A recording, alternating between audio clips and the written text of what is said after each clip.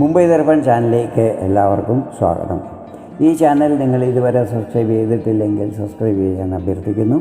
അപ്പോൾ അടുത്തുള്ള ബെല്ലൈക്കനും ക്ലിക്ക് ചെയ്യുക. അപ്പോഴെൻ്റെ പുതിയ വീഡിയോയുടെ നോട്ടിഫിക്കേഷൻസ് നിങ്ങൾക്ക് ലഭിക്കുന്നതായിരിക്കും. ഇന്നത്തെ എൻ്റെ ഈ വീഡിയോയിൽ ധനുരാശിക്കാരുടെ വർഷം 2025 മെയ് മാസത്തിലെ സമ്പൂർണ്ണ മാസഫലങ്ങളാണ് പറയുന്നത്. മാസാരംഭത്തിലെ ഗ്രഹനില ഇപ്രകാരമായിരിക്കും.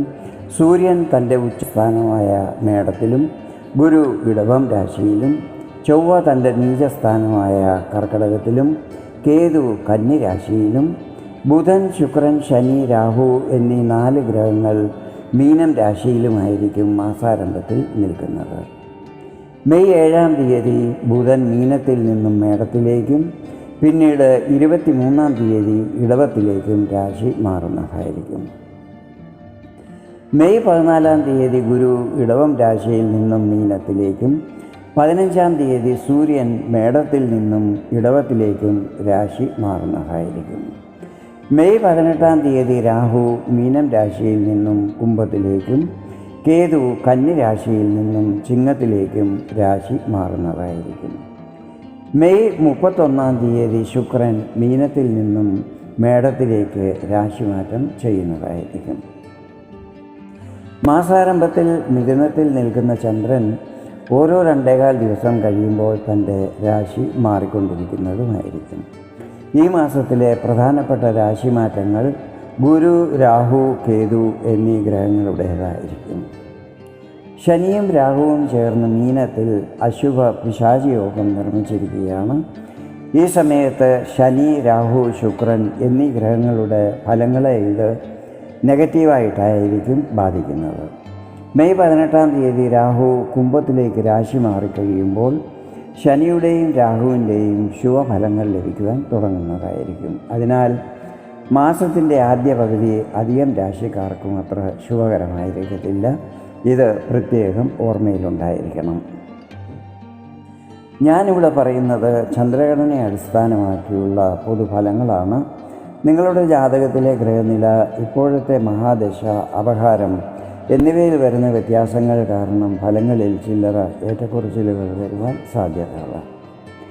ഗ്രഹങ്ങളുടെ ഈ സ്ഥിതികളും രാശിമാറ്റവും മറ്റും നിങ്ങൾക്ക് എന്തൊക്കെ ഫലങ്ങൾ നൽകുമെന്ന് നമുക്കിനി നോക്കാം.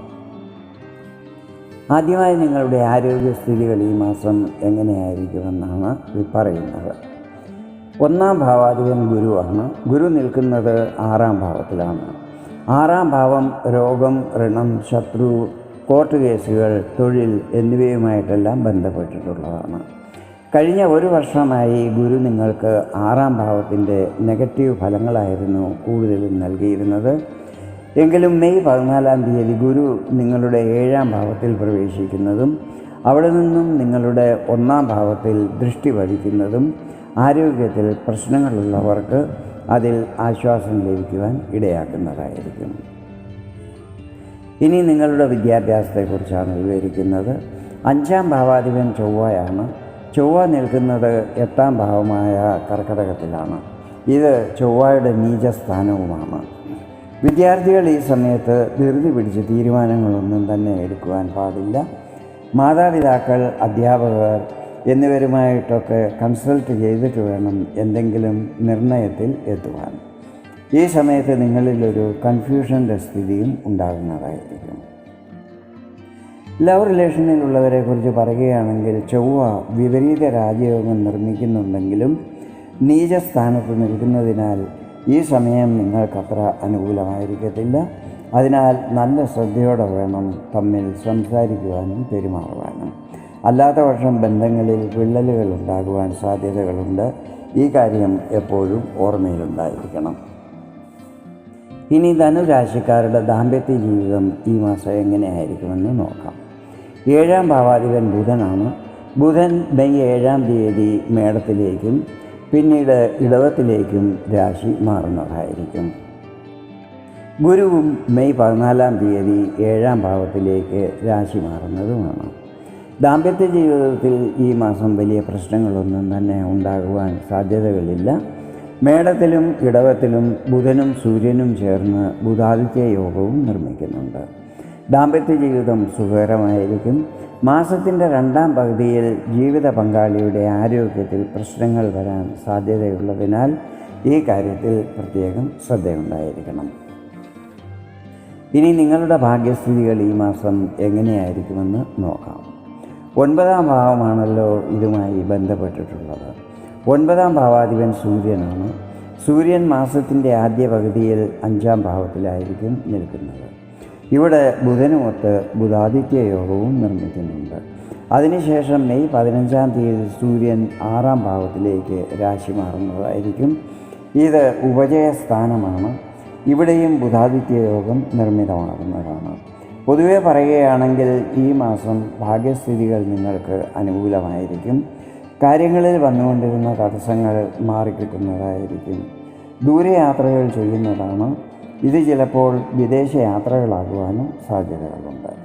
ഈ സമയത്ത് ഉപരിപഠനം ചെയ്യുന്ന വിദ്യാർത്ഥികൾക്കും കോമ്പറ്റേറ്റീവ് പരീക്ഷകളിൽ പങ്കെടുക്കുന്നവർക്കും സമയം വളരെ അനുകൂലമായിരിക്കും.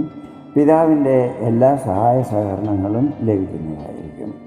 സന്താനപക്ഷത്തെക്കുറിച്ച് എന്തെങ്കിലും ആശങ്കകളുണ്ടെങ്കിൽ അതെല്ലാം തന്നെ ഈ സമയത്ത് മാറിക്കിട്ടുന്നതുമായിരിക്കും. ഈ സമയത്ത് ദാനധർമ്മങ്ങളും മറ്റും ചെയ്യുന്നതായിരിക്കും.